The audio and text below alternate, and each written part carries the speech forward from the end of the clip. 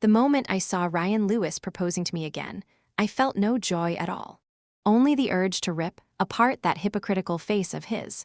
In my previous life, Ryan destroyed me just to help his junior, Emily Chen, secure a spot under a former academician.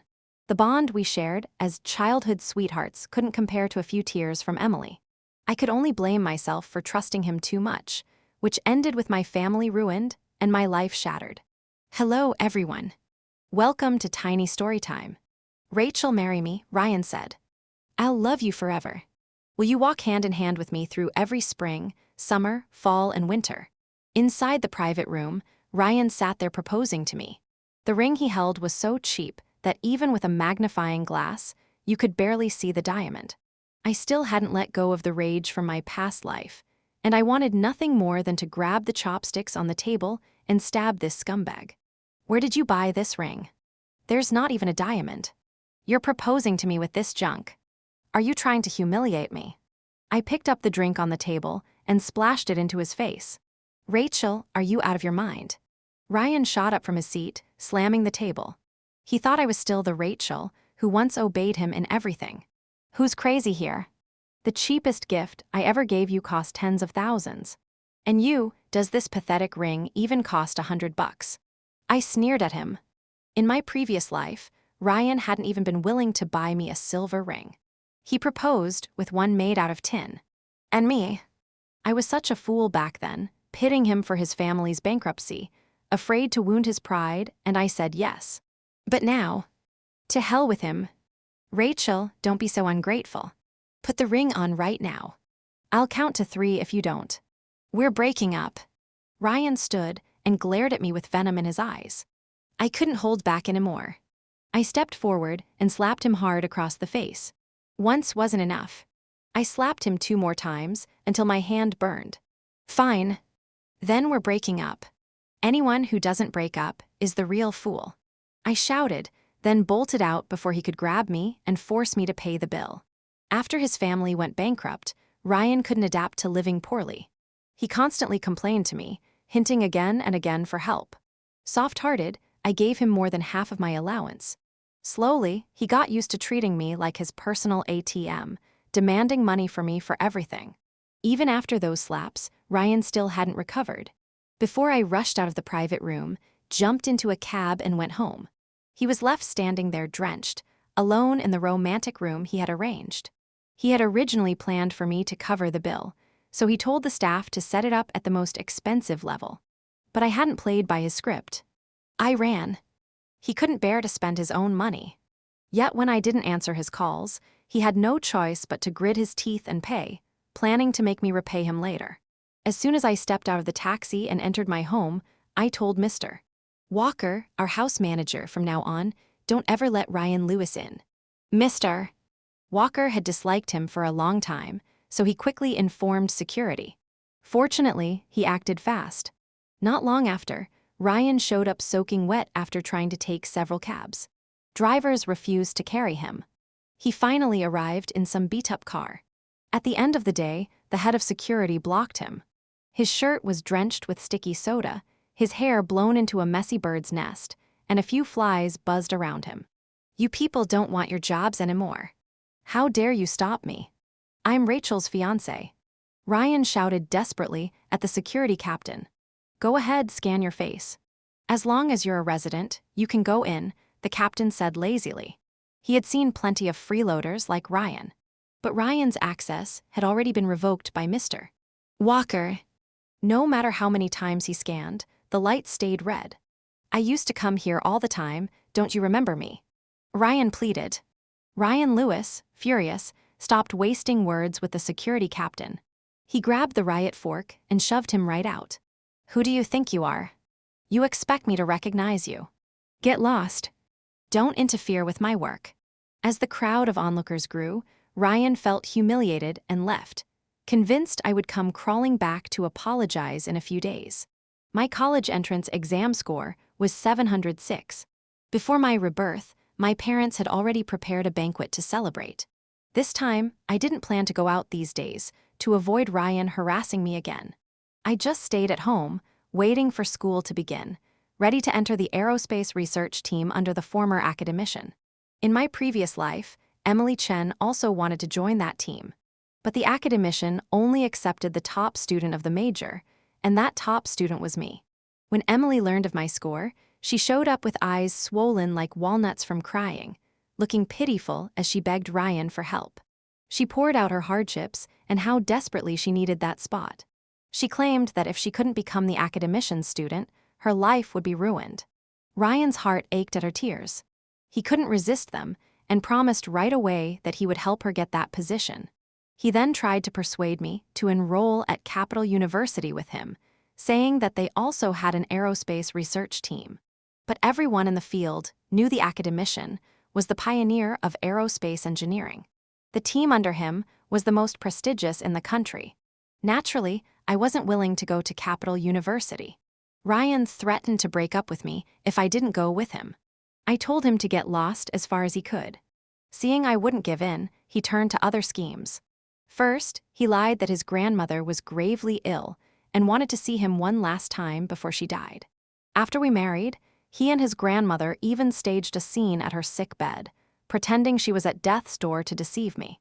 In my previous life, I had been sheltered by my parents and never imagined people could be so malicious, let alone that my childhood sweetheart would treat me like that.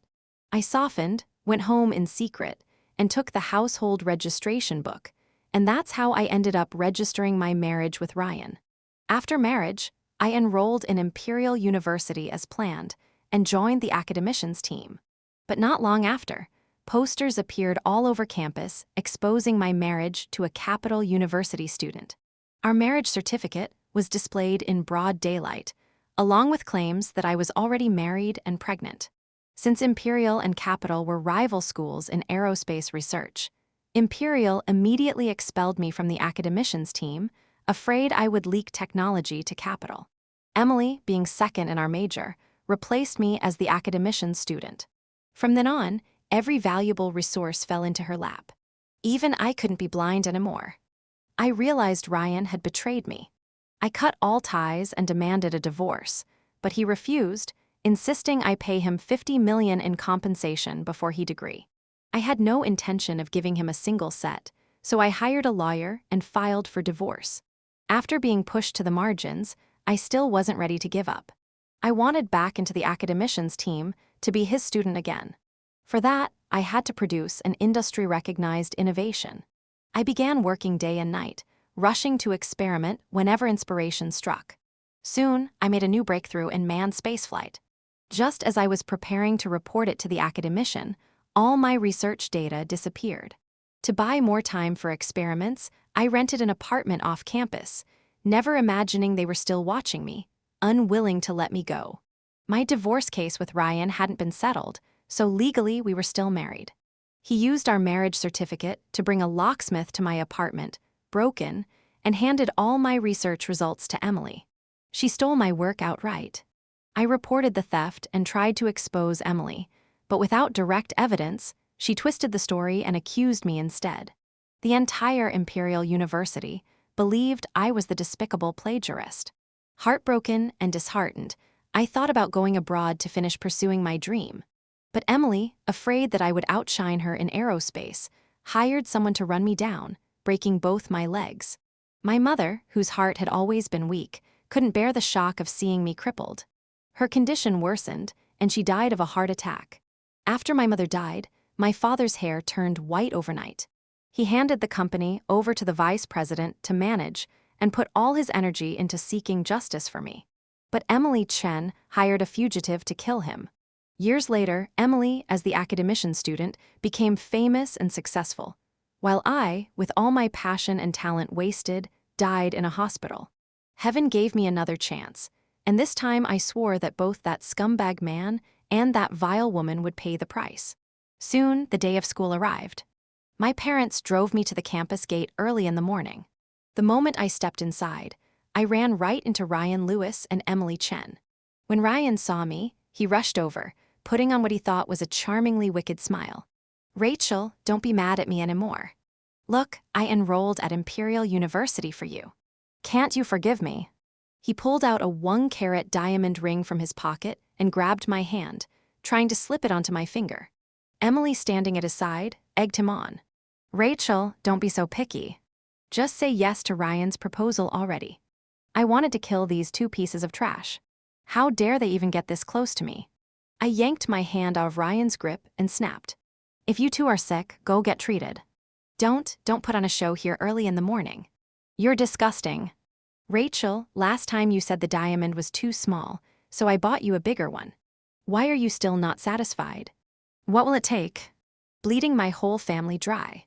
Ryan's face darkened when he saw me acting aloof again, his temper rising.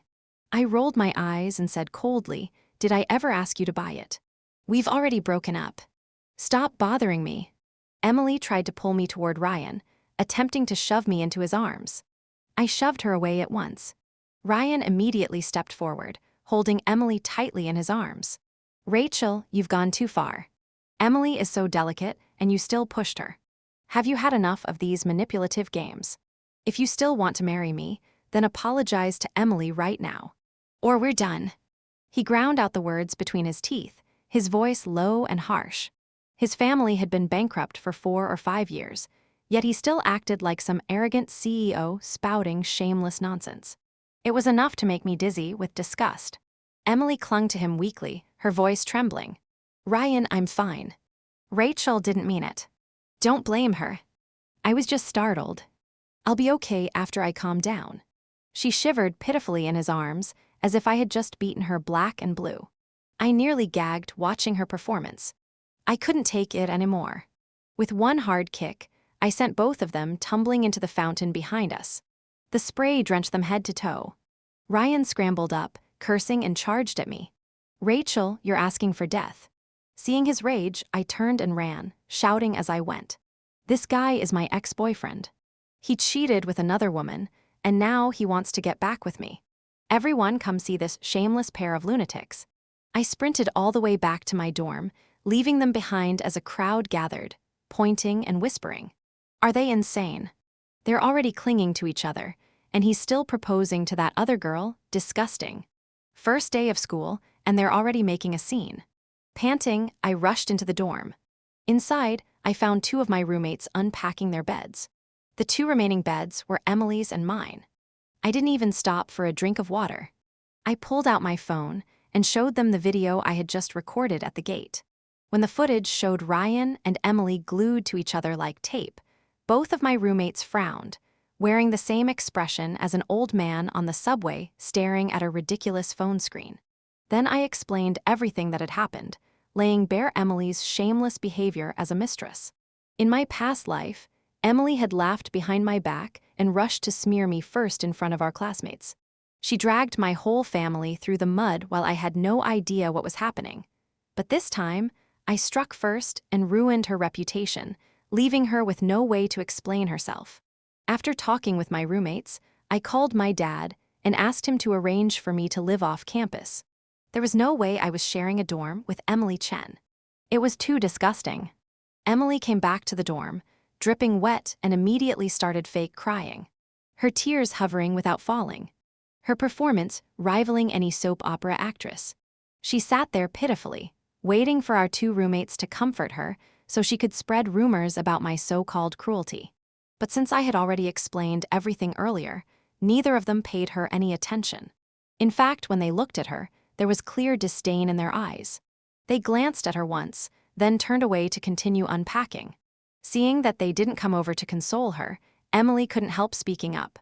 "Just now, Rachel, the one in that bed, when I kindly tried to help her boyfriend propose, she shoved me into the fountain at the school gate. I was soaked head to toe. She looked pitiful. Certain the roommates would feel sorry for her. But Yuna responded impatiently.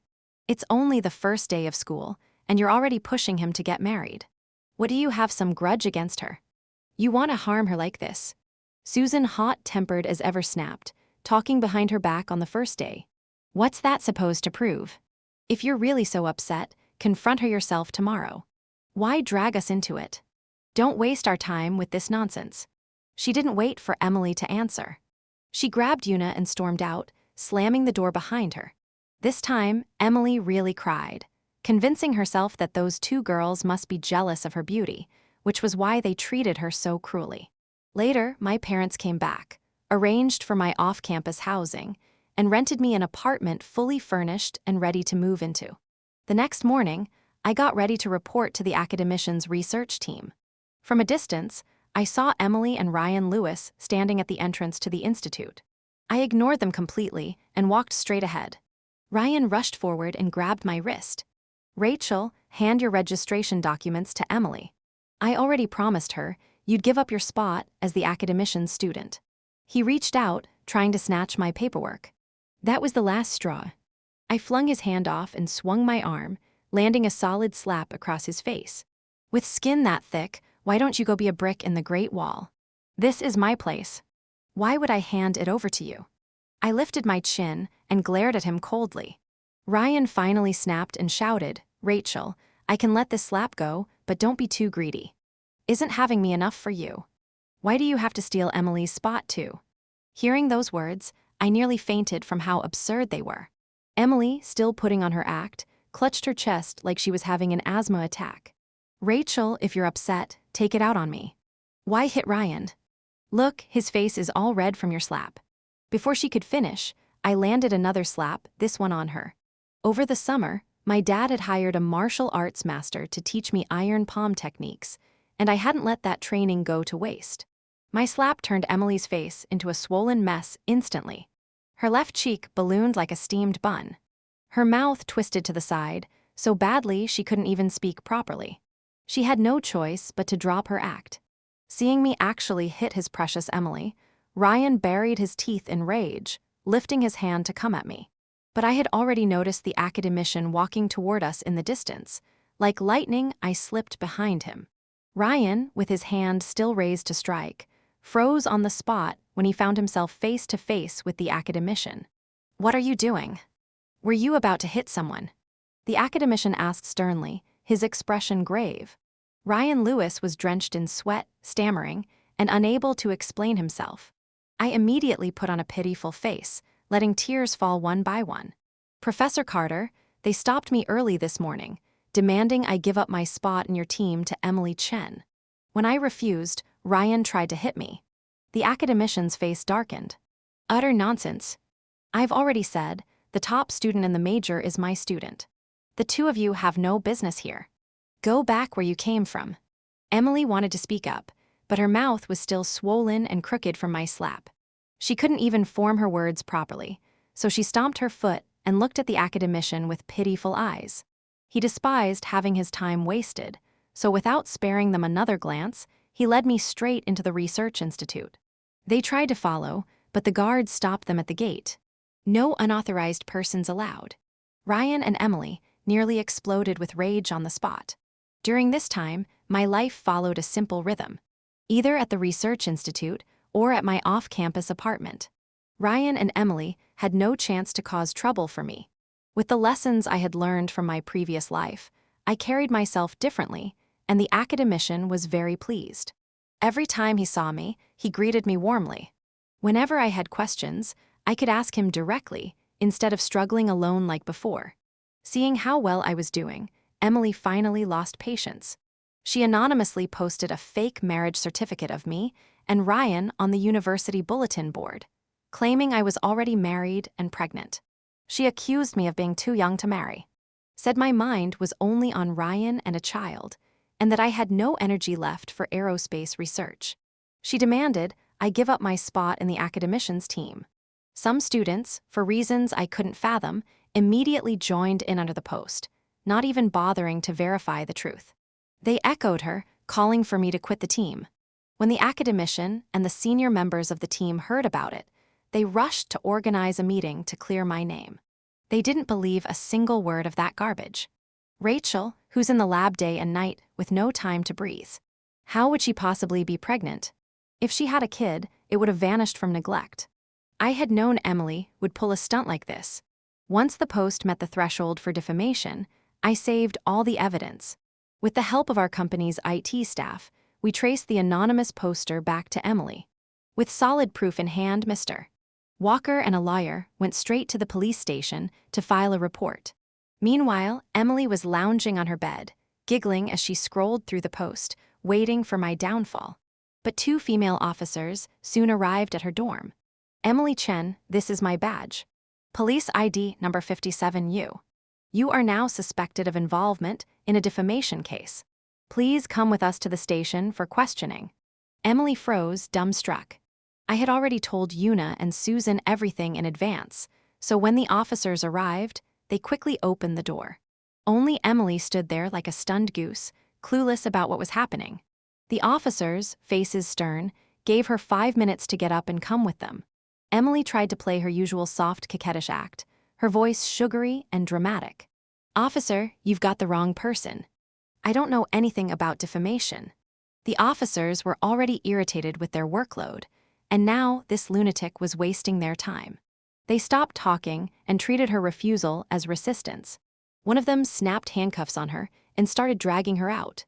Emily panicked, dropped her act, and clung desperately to the bed frame, refusing to let go. The officers struggled so hard, they nearly flipped the bed over. If not for Yuna and Susan helping to pry her off, she wouldn't have budged. By then the officers were thoroughly annoyed. They didn't even bother to cover her face with a hood. Handcuffed and exposed, she was dragged straight out of the dorm. A police car waited outside the campus gates. Emily, Reed face like a monkey's backside, was hauled across campus in front of shocked students pointing and whispering behind her. The gossip crowd wished they could crawl into the police car themselves to get the full story. At the station, the officers laid evidence out in front of her. Emily Chen had no choice but to admit it.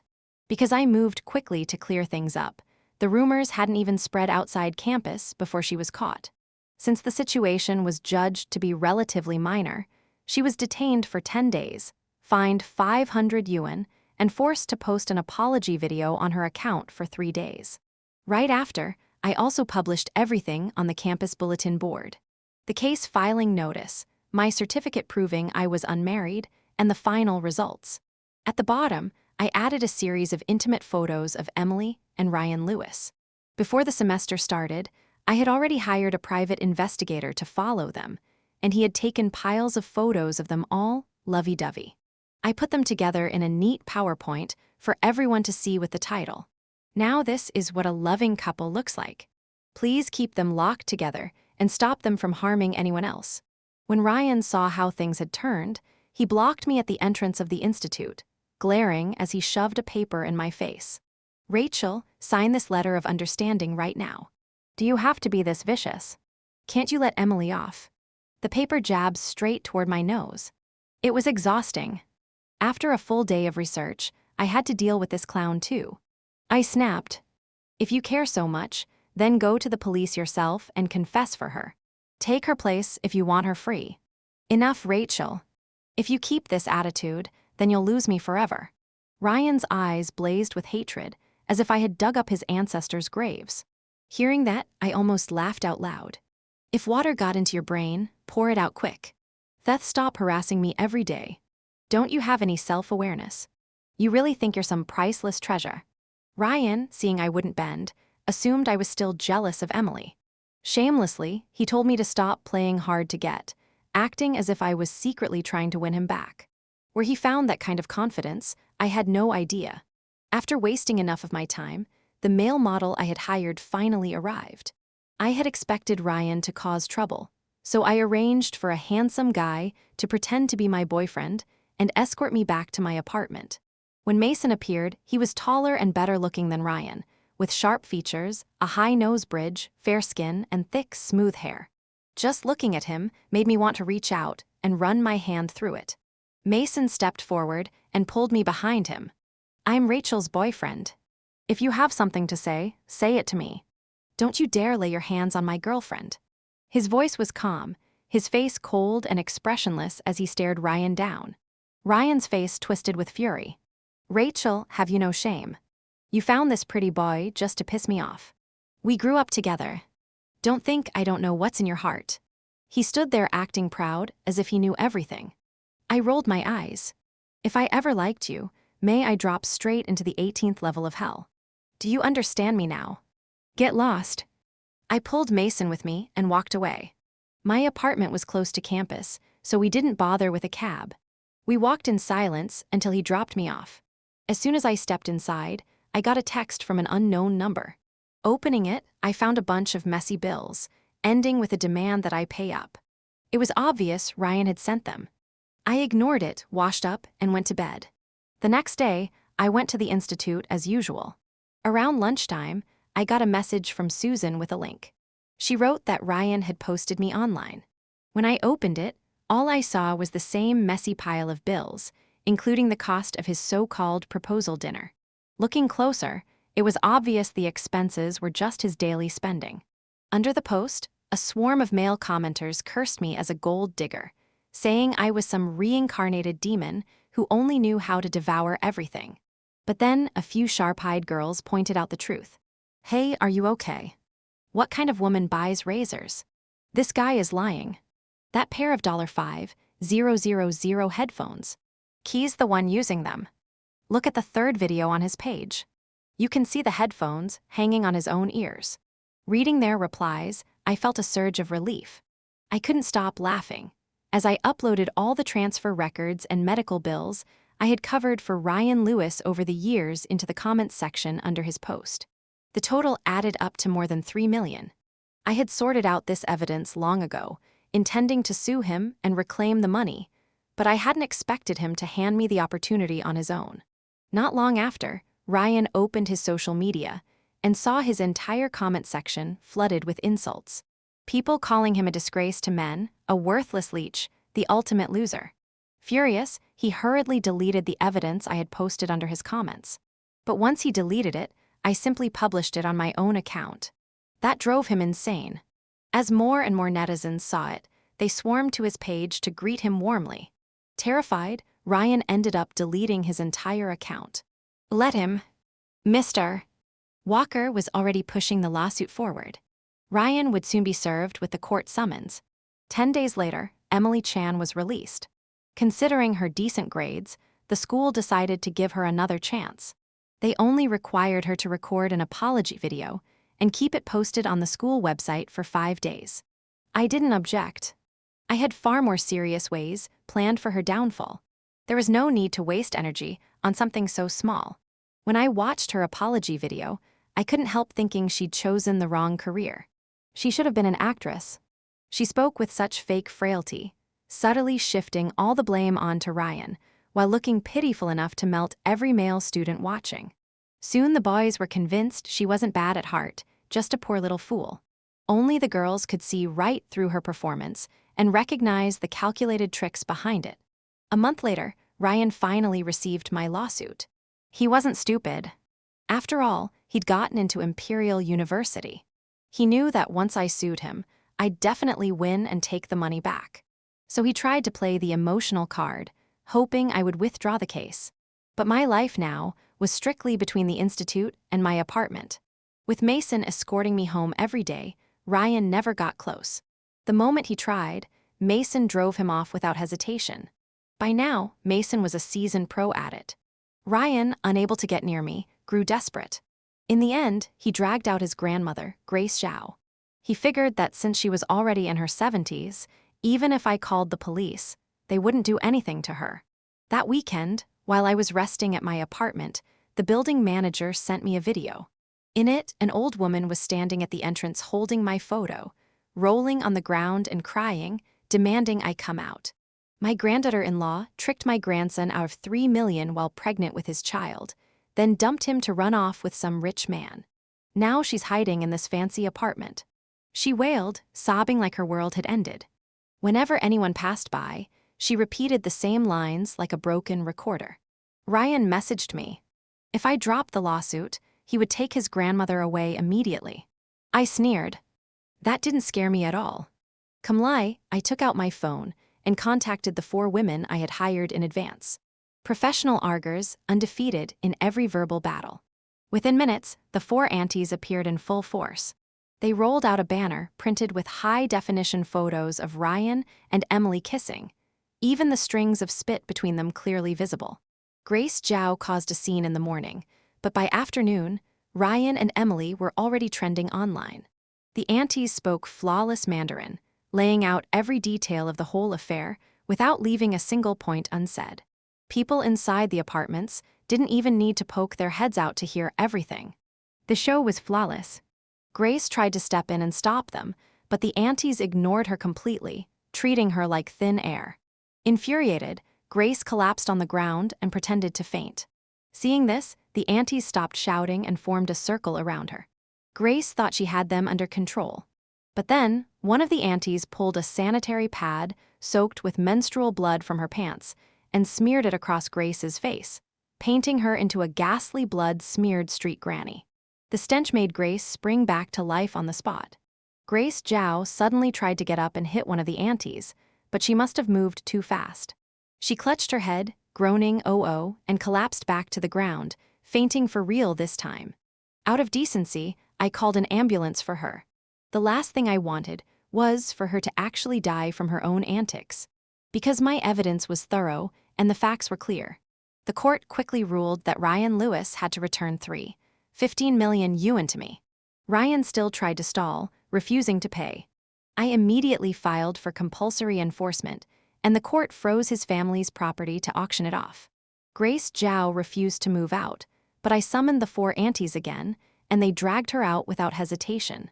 Everything was backed by the law anyway. In the end, the property sold, and I recovered too, 97 million yuan. He still owed me 180,000, but I decided to let him repay it slowly. Better that than forcing him into a corner where he might lash out like a rabid dog. 2 months later, I made a new breakthrough in manned spaceflight. With the academicians' help, the technology was far more advanced than it had been in my previous life. Both the authorities and the university immediately issued public congratulations, praising the efforts of our aerospace team. When Emily Chen heard the news, she was so enraged she nearly crushed her own nails, cursing me endlessly in her heart for stealing what she thought should have been her glory. That very day, she contacted the same man who had broken my legs in my past life, planning to have me run down again. But I had already prepared for her. I hired 10 bodyguards disguised as ordinary passersby to shadow me for several days. 3 days later, as Mason was walking me back to my apartment, the same car from my previous life appeared. The moment it swerved toward me, Mason yanked me out of the way. When the driver realized he had missed, he jerked the wheel sharply and tried again. My bodyguards smashed the car window, dragged him out, and beat him so badly he rolled on the ground clutching his head. Watching it, I felt both relieved and vindicated. I even doubled their payment on the spot. When the police arrived, they sent the driver to the hospital while I went to the station to cooperate with the investigation. Soon after, Mr. Walker came with a lawyer and a private investigator. They presented the evidence, and I didn't even need to open my mouth. The case was airtight. The video and photos clearly showed Emily meeting with the driver. In the driver's home, they also found a recording of Emily paying him 200,000 yuan to kill me. It was more than enough to constitute attempted murder. The police immediately dispatched officers. During class, the same 2 female officers as before entered and presented their badges. Emily Chen, you are suspected of attempted murder. Please come with us to the station for questioning. Without waiting for her reaction, they cuffed her and dragged her out. Her class exploded into chaos. Students whispered, speculated, and analyzed everything, each one turning into a makeshift Sherlock Holmes. By the time Emily reached the gates, her crimes had already been pieced together by her classmates. In the interrogation room, the evidence was laid in front of her.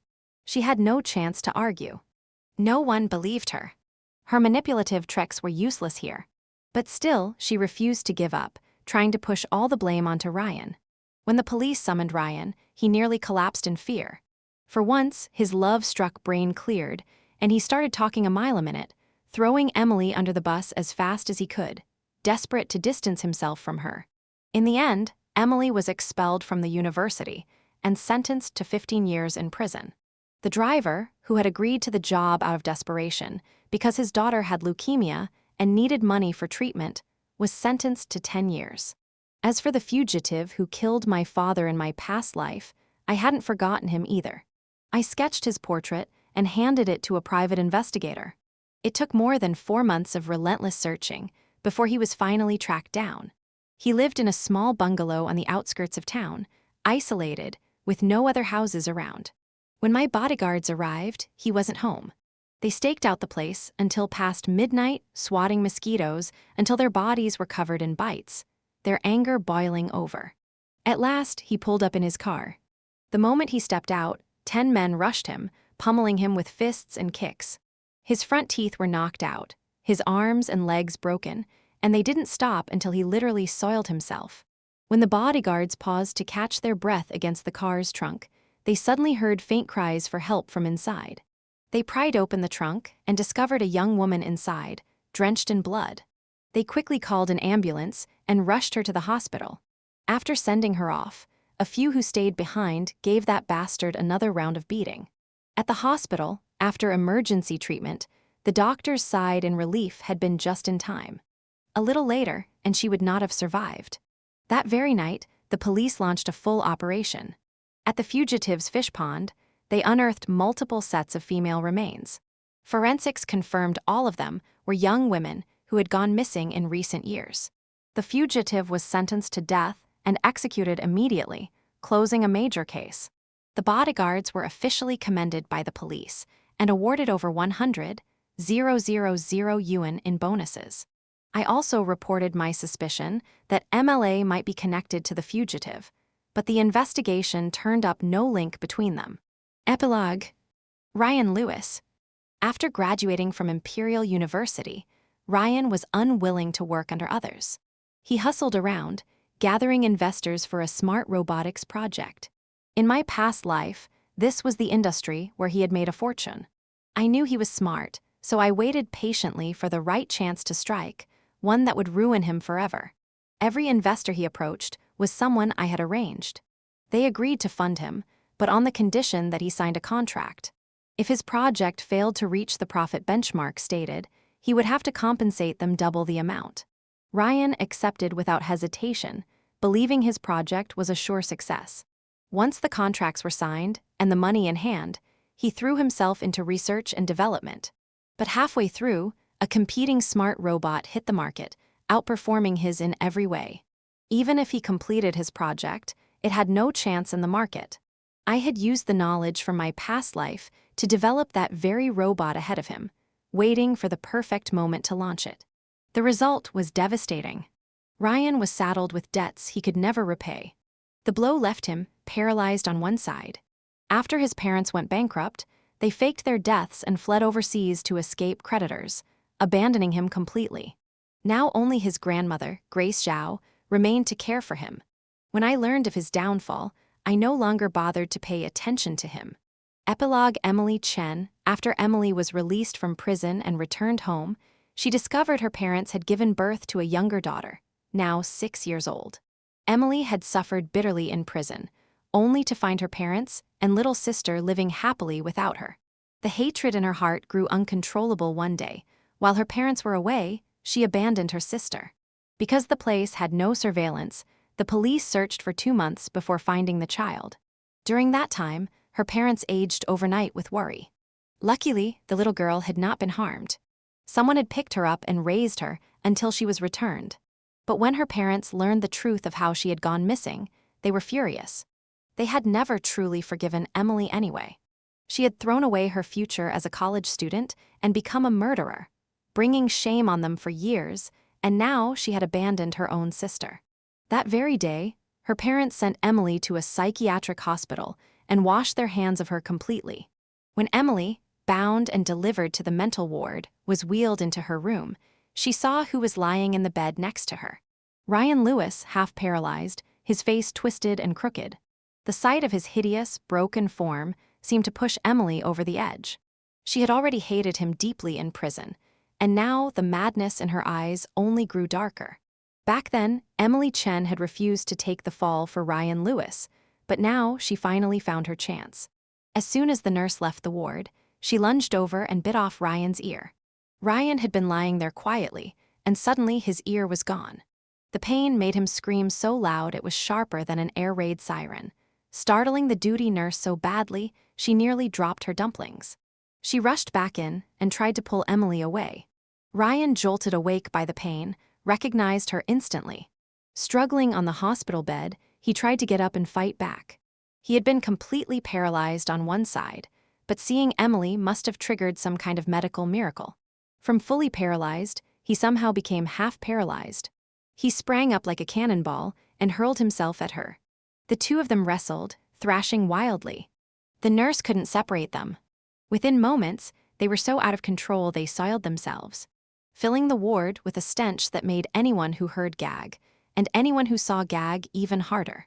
The poor nurse was traumatized on the spot. She smeared oil on her heels and ran for her life, certain that if she stayed any longer, the stench would kill her. Meanwhile, those two wrecks kept brawling in the ward, like it was the fight of their lives.